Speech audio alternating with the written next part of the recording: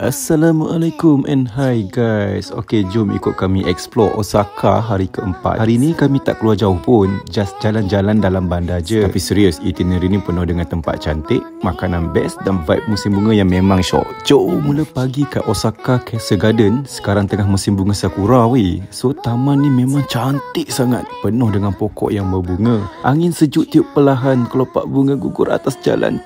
Rasa macam scene dalam anime. Kami jalan slow-slow, ambil gambar, duduk sekejap, layan view. Memang healing. Lepas tu kami ke Osaka Castle. Tak masuk dalam pun tak apa, sebab kawasan luar dia pun dah cukup ikonik. Castle berdiri megah dekat tengah taman. Ramai orang ambil gambar.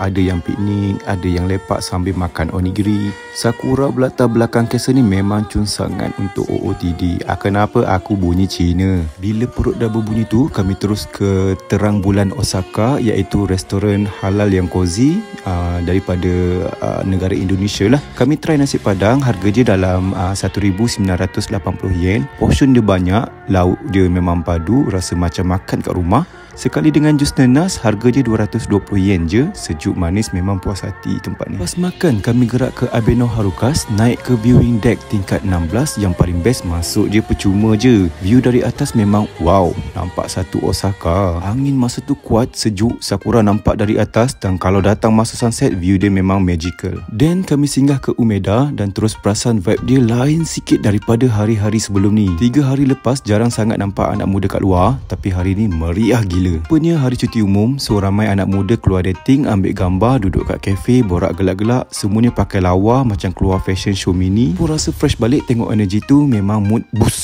Sini juga ada Uniqlo terbesar dekat Umeda, so ada dalam beberapa tingkat. Banyak sangat pilihan dari basic sampai seasonal collection.